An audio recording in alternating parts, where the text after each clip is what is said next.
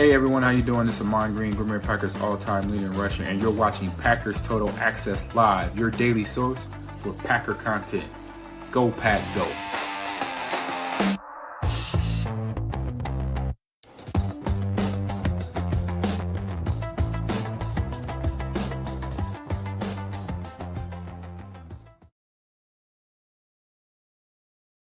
What's up, guys? Welcome into Packers Total Access. My name is Clayton. You can check us out on packernet.com. Find me on Twitter at Packers_access. And we are in here to talk all kinds of Packer news. Of course, been around the studio the entire time through this whole process. Every little inkling of news that dropped, we were going live. Had a family dinner last night. As soon as we sat down to eat, boom, the news breaks. Matt LaFleur gets his contract extension. So we're going to talk about all of it this morning. Appreciate everybody jumping in. Looks like we got an awesome crew in here. Thank y'all so much for making us a part of your morning. We're going to talk the Matt LaFleur extension. We're going to talk huge front office restructure news, or lack thereof, I should say. Going to be exciting to kind of dive into how that all unfolded. Also, a quick little Brian Gutekunst evaluation. Want to get your all's take in the chat on how you feel about where Gutey's at and how this roster has been constructed. And you know, did we take a step in the right direction last year? It looks like he went a little bit against the grain that he normally does. Actually, a lot against the grain that he normally does in the right direction. Just probably missed on a couple players. We'll talk about all that. And also, do we got some Jim Leonhard rumors swirling around? We're going to talk about that. I don't know if there's any smoke to that fire or not, but we're going to dive into that a little bit. Could Jim Leonhard, former Wisconsin Badger, potentially be the next defense coordinator in Green Bay? We'll kind of dive into it and see what you all think as well. Before we do, if you would, do that YouTube stuff for me. Hit like, hit subscribe. If this is your first time tuning into PTA, welcome. Thank you for making us a part of your morning. We're not experts. We're not insiders. We're not media members. I'm going to say it again. We are not experts. We are not insiders. And we are not media members. We're fans just like you, talking Packers on a daily basis. So if you look for that type of content, make sure you hit like, subscribe, click the bell icon so you never miss out on any live stream. I'm going to hit the chat real quick. You guys were on fire in here this morning. I was cracking up as I was finishing my cup of coffee. And now we're on to the Sprite Zero. So Dave in the chat says, so now that the 49ers got boat race as their coach on the hot seat, just saying, isn't it funny too? I'm going to have a tweet going out, and I kind of mentioned it last night. But you guys remember last week when we were pointing out, boys, how much can we expect from this Packers team that is decimated with injuries? The response was, well, look at what the 49ers are doing. They're injured too. How'd that work out last night? I'm going to throw that meme up, the gif of the little old lady doing this. And I'm going to say, out here looking for all those people that said the Niners can win with injuries. They got their asses whipped last night. And some people are like, wow, didn't expect this. You know, guess what your boy was thinking? Yeah, you finally ran out of gas, didn't you? It's hard to win in this league with a healthy roster, much less one that gets decimated with injury. They went into the last game with George Kittle, and then obviously he gets hurt in that game, and it's just too many things to overcome. That's the National Football League, man. It happens. It's a part of it, right? I just hope those people keep that same energy toward the 49ers, you know, that we're saying last week. It's not an excuse. Again, it's not an excuse. It's a reason. That's what it is. Packer Doug says, what did we all think of the Sea Chickens making the 49ers their personal – whoa, I wish I'd have read that first. Yes, the Sea Chickens beat the 49ers. We'll leave it at that, Packer Doug. Nick McSwain says, and with contracts coming due with the Super Bowl window being what it is, we need guys who come in and play day one. We're going to talk about that in the Gutey evaluation. The more I think about it, Nick, I think he tried to do that. He tried to press in a little bit last year. It just didn't work. He swung and missed. And GM swing and miss, right? And again, never was I saying I want Gutey fired. Never was I saying I want Jeff Hafley fired, right? All I was simply saying was, hey, so this is all Matt LaFleur's fault. It has nothing to do with the roster, the way it's constructed. It has nothing to do with the defense giving up 25 points in the fourth quarter. It's just all Matt LaFleur. It made no sense to me. You know, it really didn't. So, and the large majority agreed with us in that regard, right? Nick McSwain, thank God they got LaFleur back. Personally wish they would have moved on from Gutey, but this is good too. I don't know if I trust Gutey to draft guys who can contribute year one. Most of the time it's years 2 and 3. And that typically is when you try to evaluate the draft class after their rookie year. That's the pushback you always get from the people who really, really like Gutey. I'm in the middle, Nick. I don't think he should be fired. But the people that pretend like he makes no mistakes and he's just absolutely perfect, I strongly disagree with them too. Everybody could be better. Matt LaFleur can be better. That's the reality. Yeah, we point out his mistakes during the season, right? But again, I would just love to see what Matt could do with not a youngest roster in the league, just it ain't got to be the oldest. You don't want the oldest roster in the league, right? Nobody wants that. Nobody wants the oldest, but you shouldn't be the youngest either every single year. Give me a fifth youngest roster in the league, and I guarantee you some of those mental mistakes get cleaned up a bit. I really believe that. Two over this says, Dave, the 49ers fans had the same reaction we got about LaFleur. So it sounds like people were calling for Shanahan's head after that game in the 49ers base. And then, of course, 2-0 for this says, Moscato mimosas for everyone. If you know, right? 2-0 for this. Appreciate that, man. All right. So let's waste no more time. Appreciate you guys, like I said, jumping in the chat. If you just got in here, hit that like button for us. Let's boost that algae, get the algorithm through the roof, spin those laces on the football emoji down there in the like button. And hopefully it's not a soccer ball this morning, so I don't have to get my blood pressure up. And we will we'll continue to talk Packers. Let's do it. Let's get into it. The major news obviously dropped last night while I was eating some spaghetti and meatballs because that's what the niece wanted. All right. She gets what she wants. And we had spaghetti and meatballs last night. So here it is, major news. And Adam Schefter revealed, several people revealed this. I seen an Adam Schefter tweet that came in and it kind of sparked it for me. I don't know who to give credit for it. Listen, can I be real for a second, guys? You get some people that cover the Packers in the NFL. They get pissed that I don't know if they get angry when you share their content, like you share their tweet or not. I don't know. First of all, let me be on the record to say this. If anyone wants to share my content, feel free to do so. I don't understand why anyone would get upset about that. But then you get into the pillow layer back, and you've got, can we all agree, we've got like 10 or 12 people that cover the Packers, right? And they all tweet out the same thing because it's all the same news. And there's nothing wrong with that. But when you share a tweet of someone, and I say this because I got a DM, and I'm like, I can't make everybody happy. I shared a tweet of someone that broke news, and another one tweeted and said, I had that first. What do you want me to do? Like, I don't have time to comb through all of Twitter and, okay, maybe I need to get AI to do it for me. Which one got the tweet out first? Why is everybody so, I need to get the credit for it. Like, you're all saying the same thing. I'm in here talking about the same topics as 15 other podcasters too. It would be like me getting on here and go, they talked about what I talked about. No crap, Sherlock. It's the same news. Anyway, let's get into it. I waste enough time on it. That stuff drives me insane, man. It's like, if you're good at what you do, you're going to be successful. Period. Case closed. If you're having to reach out to people and say, oh my God, you shared their tweet and I actually had it first, probably not going to make it, bub. Probably not going to make it. But anyway, that again, we are not experts. We are not insiders. We are fans on this show. So please treat me as such. Like I'm an idiot. I just get on here and talk ball. Okay. Matt LaFleur signed to a long extension. So Rob Domofsky had tweeted this out, and I just quote tweeted it, kind of threw a little bit in there. Matt LaFleur will return as the Packers head coach per sources. He has signed to a multi-year contract extension that a source said is, quote, not a prove-it deal, but a real commitment. Now, to me, that's where the big news is, right, guys? That's where the big news is. The fact that it's reported as a big commitment, and you're going, well, how many years, how much money? I get you, man. If there's still a little hesitation, like, okay, maybe it wasn't a true commitment, and they're just fluffing this up. I don't think Rob's fluffing this up at all. It's one of those things that the team doesn't release that information right off the bat, right? Usually it leaks out through the agency or what have you. We'll keep our ear to the street there. Now, when the John Harbaugh offer got leaked out, that kind of felt like that came from the team, like to get the fans off of their back a little bit. Like, listen, we offer them a ton of money, right? And he's wanting more say in the roster. And it sounds like he ended up getting that, I believe.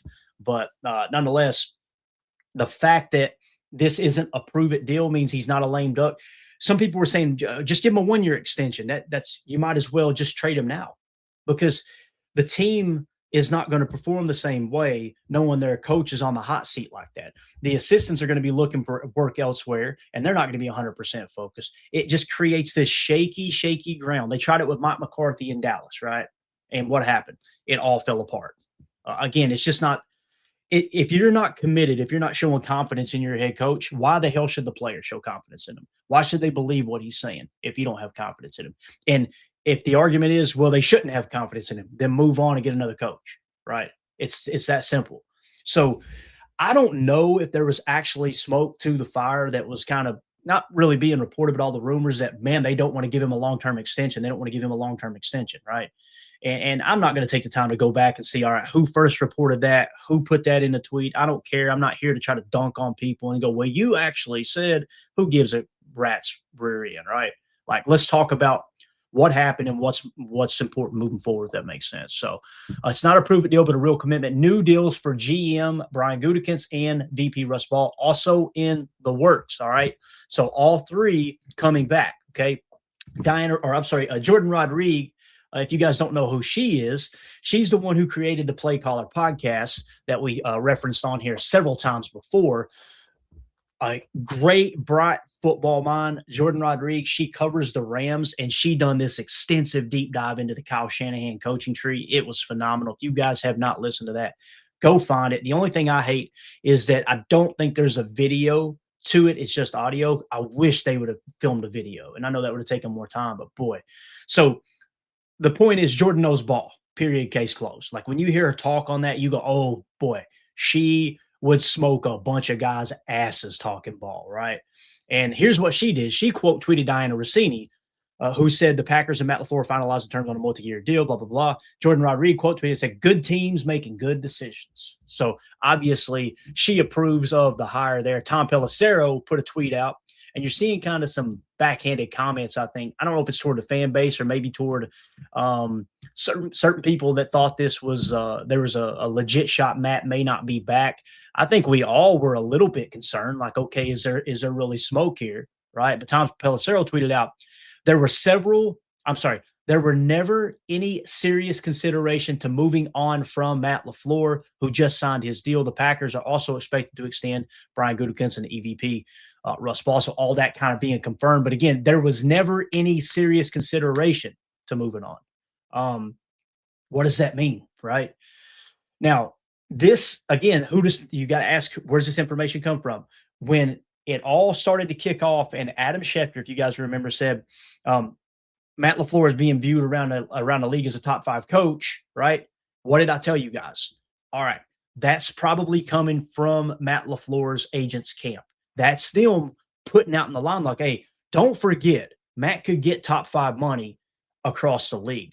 He would be the top head coaching candidate. He would leapfrog John Harbaugh if he was available right now. So let's don't get too cocky here, right? That came out of, I feel like, Matt LaFleur's camp, okay, out of his agent's camp through Adam Schefter. Who does Tom Pelissero work for? The NFL Network. Just like Ian Rappaport, he is an NFL employee. So what's he say? There was never any serious consideration to moving on from Matt LaFleur. That came from the team. So is that them trying to go, okay, let's put this fire out completely? We were always on board with Matt. Maybe they weren't completely on board with Matt, and that's them trying to bandage it up a little bit. Who knows? Who's to say, right? But just to kind of put some perspective on where those reports are coming from, right? And obviously he was talking about the 76-40-1 record, which is wild, making the playoffs 6 out of the last 7 seasons, right? All that. So now Tom Silverstein comes in and says Ed Policy didn't hesitate offering Coach Matt LaFleur an extension, and the negotiations to appear to have gone smoothly. And he's got an article. You guys can go check it out over at the Journal Sentinel. So what's he saying here? We've always said Tom Silverstein, really, really, really close to the team. He's covered the team forever, right? When Tom Silverstein puts a tweet out, I feel like unless he specifies this is a personal opinion, information probably coming out of 1265 most of the time, right? So he's kind of an extension. He's kind of a home base a reporter that's reporting right there on site at 1265. And of course, Ian Rappaport and Tom Pelissero working for the league, i.e. all 32 team owners or 31 plus Russ Ball. All of these guys are saying the same thing, right? So it kind of feels like this is Ed Policy saying, hey, listen, we wanted Matt back the whole time, right? There was all this was just smoke and mirrors on the outside. As always, the truth probably lies somewhere in the middle, right? It always falls somewhere in the middle. What did Aaron Rodgers say? There's 3 sides to every story: your truth, my truth, and the truth, I think is what he said. I might have just had a George W. ism right there. The Unbelievable. Fool me once, shame on you. Fool me twice. You fool me once, you can't fool me again, type thing. But it feels like the team, and you guys correct me if I'm wrong in the chat. It feels like the team they're either trying to bandage us up a little bit, or they're going, "Hey guys, y'all were way off base. We were wanting them back the whole time anyway." And as much criticism as the reports got of seeing Matt LaFleur, Brian Gutekunst, and Ed Policy at a local cola restaurant or whatever, there in Wisconsin, it did seem like the second that dinner took place, all of a sudden this was already done, right? So I'm glad we did kind of talk about that last night. I think it did put a lot of people at ease in that regard. Now, let's talk about the huge news on the front office structure, okay? So you guys remember Rob Domofsky, and in no way, shape, or form am I saying that Rob misreported. He was reporting what he heard. He said that Ed Policy, he's hearing from several people that Ed Policy wants to go back to the old structure, okay? The old structure of the general manager being over the head coach, right? Kind of overseeing everything, running the whole operation, essentially. Now, some people said that's because Ed Policy wanted to focus on the business side, which he's had a huge hand in Titletown and some of the other revenue sources that's been generated there for the Green Bay Packers. He's a great business guy. Him and Mark Murphy done a hell of a job at that. Some say he wanted to focus on that. Others thought, well, that means that LaFleur is on shaky ground and Gutey isn't, right? So if I'm reading all the tea leaves, to me, it feels like they may have explored that option, and Matt LaFleur might have been like, well, hold up, so you're going to demote me now? You're going to demote me and offer me less money? It just kind of feels like that. Maybe it didn't happen. Maybe it didn't. Maybe this whole time they were just kind of looking at all the different options, and Matt LaFleur was the guy, and he could name his price. Again, when we get the information leaked out, we'll know just how much they paid him. Again, you want to show me how much you appreciate me, how much you want me, open up the checkbook, right? That's always going to tell the story. So with that being said, that's kind of how that fell into play. So I think, to me, that is the huge news, guys, is the fact that the front office structure will stay the same with everyone reporting to Ed Policy as opposed to Gutey being over everyone. So essentially what you've got is Ed Policy. He's the head honcho. He has final say in everything. Underneath him, Brian Gutekunst is scouting, signing free agents, picking the free agents, I should say. He's building the roster, okay? He's got total say over the roster. He's got last say. If Matt LaFleur disagrees with him on something, Gutey's got final say on the roster. Matt cannot say, no, Gutey, I want this player. You have to get him. That's not how it works, okay? You've got Matt side by side with him. He makes all the football decisions, right, in terms of the team, in terms of who starts, in terms of who gets all the play into all that stuff. He has final say. Gutey can give input, but Matt has final say there. Russ Ball, he handles the dollars and cents. He's the capologist, essentially, right? He's the guy who's going to construct the contracts in a way. Now, what got really, really muddied the water up with the I'm going to say his name right. I hope I say it right. Justice Mosquito's article was he was repeating some of the information he had heard that they had lowballed Darren Rizzi as a special teams coordinator in 2019. Well, if you heard Rob Domofsky come out, he said that was absolute, his words, not mine, bull poopy. Okay. He said that was absolutely not accurate at all. And then some people were coming back saying, well, they did hire from within. They didn't go outside of the building. So it actually proved to be, I don't know. I'm not getting in the middle of that. Just not getting in the middle of it. But the point being is the article and what I heard, it sounded like Russ, not necessarily the article, but everything I could comb through, Russ Ball had a big say in approving the funds, the money to pay for that special teams coordinator. If that story was true, if it wasn't, throw it out the window. But Russ Ball, he has final say in how the roster or how the contracts are structured. So I imagine if you get to a point where Gutey says, I want this player, Russ Ball tries to work out a deal and he can't come to a deal, him and Gutey have to make a decision together. Okay, at some point, if it gets to, no, that's too much money, we're not going to do it. I imagine Russ has total say over that, or else he doesn't have equal say in this whole thing, right? So again, I don't think the decisions truly get to that point, but I just want to make sure that the responsibility, the blame, and the credit lies where it all needs to be at, right? Whenever like right now, there's people on Twitter saying we're screwed. We can't sign anybody. We can't do anything in free agency. We're up against the cap. You look at the cap that you can free up, and you can free up a ton of money like that if you wanted to. If you think this roster is the one, then hey, you move forward and you go for the Super Bowl this year, right? I hope we add a couple pieces. Guys, we're not going to go out and break the bank. We're not going to do that. Hell, we didn't even break the bank with Xavier McKinney and Josh Jacobs. When you look at the structure of those contracts, we could get out of both those contracts this year and free up money if you wanted to, right? So they were essentially 2 or 3 year deals is how they sign them, right? If it's a 4-year deal, it's either a 2 or a 3 truly. If it's a 3-year deal, sometimes it's just a 1-year deal. Like in Aaron Banks's case, you could cut him and free up $4 million this year. You can actually do a post-June cut and free up significantly more. So with all that, like I said, kind of laid out, Russ Ball has the final say in the contracts. Gutey has the final say in the players on the roster. And then Matt LaFleur has the final say in who plays, how they're deployed, and whatnot, right? That's how that's going to come into play. So if we look up and go, boy, we missed on Aaron Banks, we missed on so because I had somebody yesterday. It was Mike, Superfan Mike was tweeting, and we're going to get into it with the Brian Gutekunst segment here in a second. We're going to dive into Brian Gutekunst and how he constructed the roster and everything. He was like, well, who's to say that Matt LaFleur didn't want the youngest roster? Look, we can agree to disagree. There's not a head coach in the NFL that is going for a run at the playoffs. If you're a bottom 5 team, absolutely. There could be a cases that a coach goes, hey, look, why don't you get me just everybody, get me the youngest roster in here. Let me evaluate that talent. And then next year we'll reshuffle and add some veterans. That could happen. No one's going to be able to convince me that it was Matt LaFleur's idea to have the youngest roster. Okay. Think about that. Coach, which would you rather have? Would you rather have a few more veterans with playoff experience going into the playoffs? Or would you rather have the youngest roster and guys that the reason that we couldn't get Matthew Golden as involved is because it's common knowledge now based off of Jordan Love's comments earlier in the year and how they deployed him. We watched the tape. We watched him run routes into other receivers at times. We watched him break it off at the wrong depth. That's going to happen with rookies. Would you rather have more of those guys on the roster? Huge high upside, but might not see it for year 2 or year 3. Right. I think we all know what the answer would be, but we'll get into that with the Gutey segment.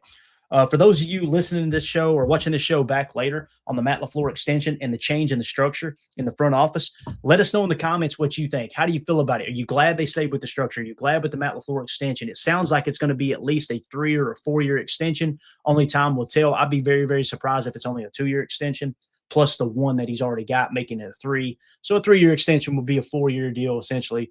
The 2-year extension will be a 3-year deal, including this year on the contract. Let us know what you think about that. Make sure you hit like, subscribe, and click the bell icon so you know when we go live here in the future. All right. Nick McSwain in the chat real quick says, Clayton, people are saying LaFleur is in charge of finding the kicker. LOL. People are just making stuff up to get mad. It's so true. Like, again, now, does he have some say in it? Probably, right? Like, I hope Gutey would go to him and go, hey, Matt, I'm eyeing this kicker right here. Do you want to take a look at the tape and see what you think there? Now, maybe Matt will go, all right, send it over to Rich. Let's get it approved. Boy, I just pissed some people off saying that, right? But maybe that's how they operate or whatever. But this idea that Matt's the one going, Gutey, nope, no. I want that kicker. Not going to take anybody. That's not how it works. Again, we talked about the structure.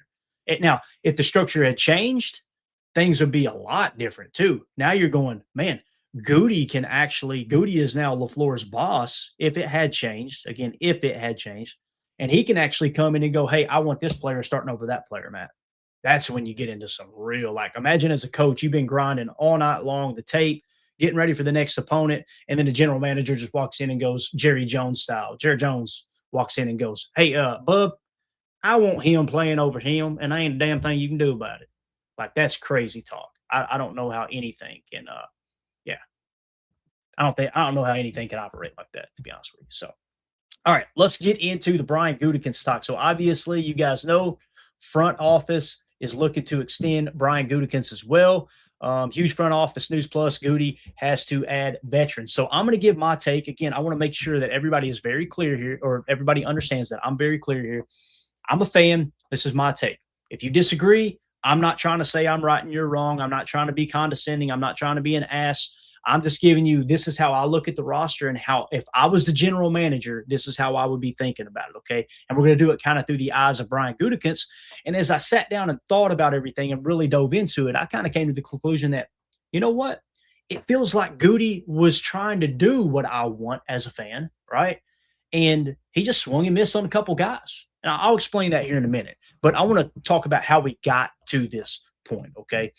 So, huge news is the Packers front office structure will stay the same with everyone reporting to Ed Policy as opposed to Gutey being over everyone. That was the Tom Silverstein reporting there. As he said, the front office structure is staying the same. According to someone familiar with the talks with Matt LaFleur and Brian Gutekunst, LaFleur, Gutekunst, and Russ Ball all still report to the president, as has been the case since 2018. That's when Mark Murphy made that change when they promoted Brian Gutekunst to general manager, obviously with Ted getting sick and moving on from Ted Thompson to Brian Gutekunst. So that's just kind of the foundation for what we're going to talk about here. Okay. That is the latest coming out of there. All right.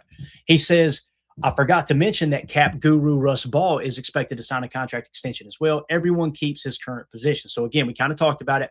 Everything's already laid out. If you guys want to hear the backside of the Matt LaFleur conversation, I'll attach a video to this one. At the end of this one, you can go back and watch that segment on Matt LaFleur as well. We're trying to get better at that, giving you guys options where you can watch shorter videos, get the information you want without, sitting here for an entire show like the OGs are doing in here. All right, next tweet. The Gutekunst deal is not completed, but it is close.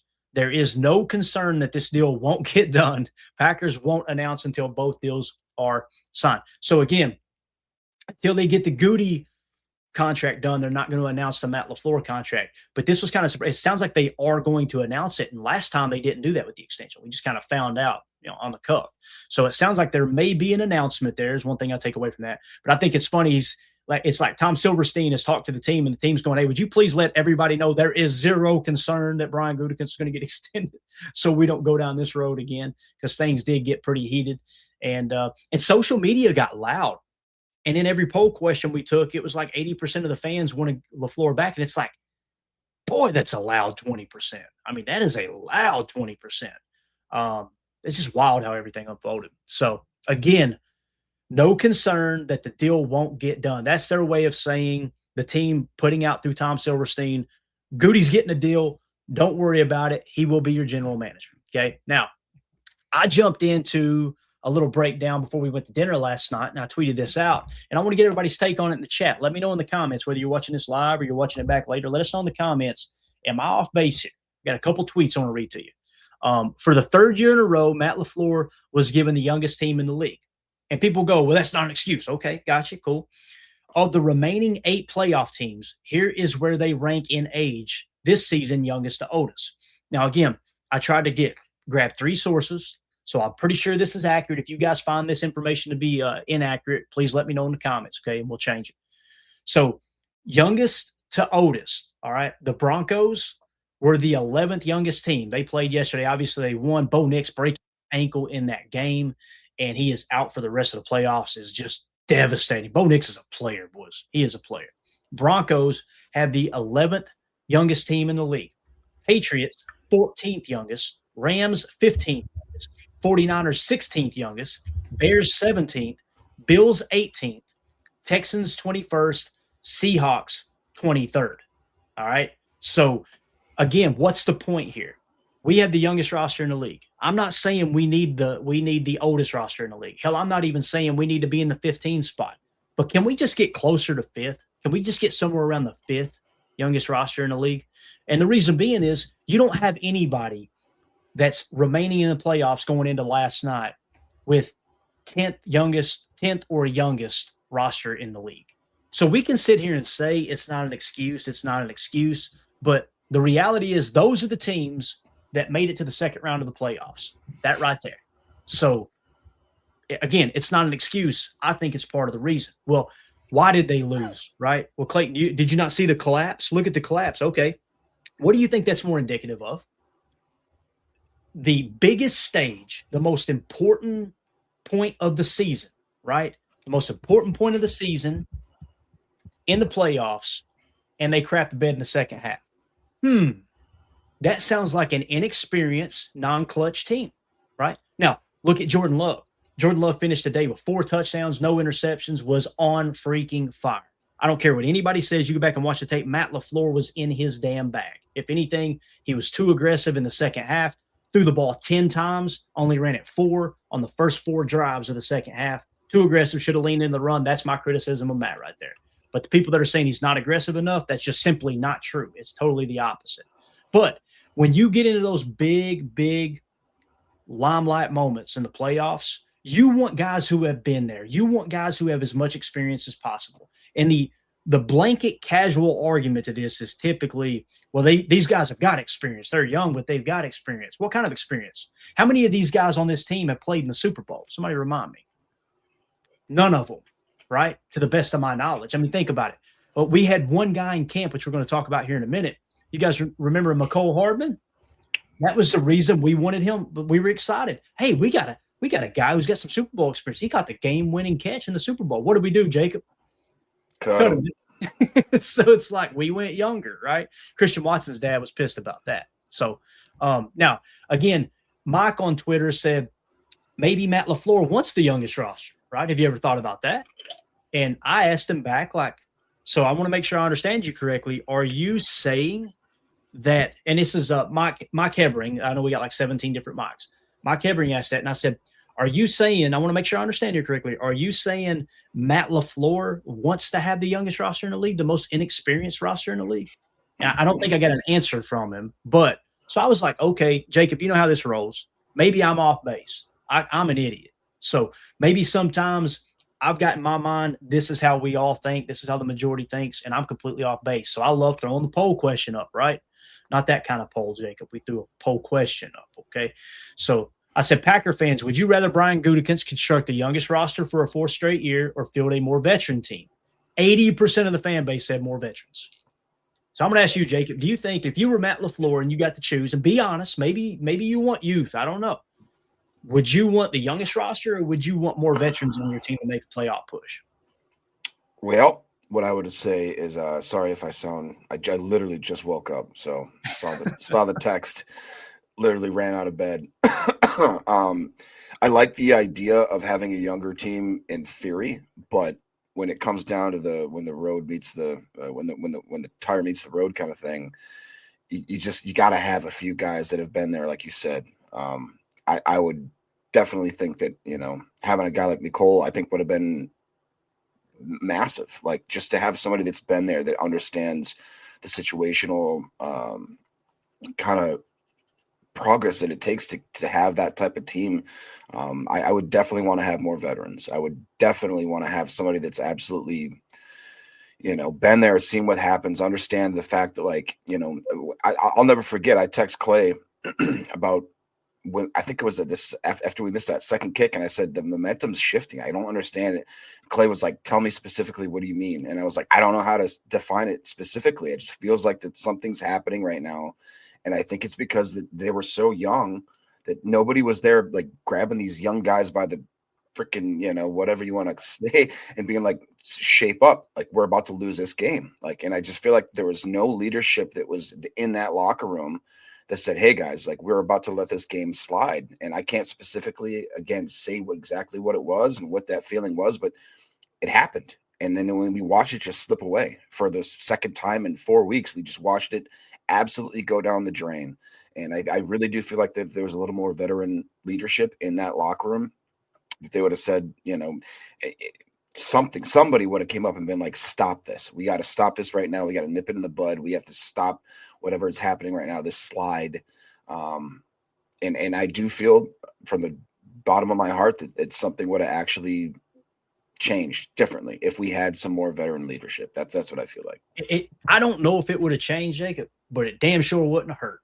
You know what I mean? Like, and again, we're not talking about a 38-year-old that can't run anymore. We're talking about, a middle of the road, and it doesn't have to be a cap breaker, a world breaker. But I mean, imagine on the offensive line if you had Drew Dahlman out there at center, right? That would have been, way, way different, right, on how you handled stuff. So yeah, Packer Doug said, anyone notice Savage getting cooked for a tutter last night and he never saw the field again? That's another kind of mistake, in my opinion, that Gutey made. You guys remember they drafted Darnell Savage. It never worked out. They picked up his fifth-year option, for God's sakes. The year before, we signed Xavier McKinney and we drafted Evan Williams and all that, right? The year before that, our safety tandem was Darnell Savage and Jonathan Owens. Ugh.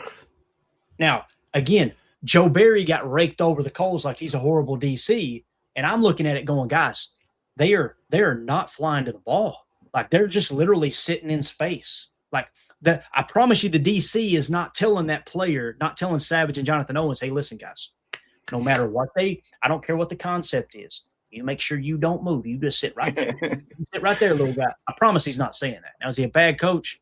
Evidently he is, right? I don't know. Some people were saying, what if he comes back to Green Bay as a linebackers coach, Jacob? Wouldn't that be wild?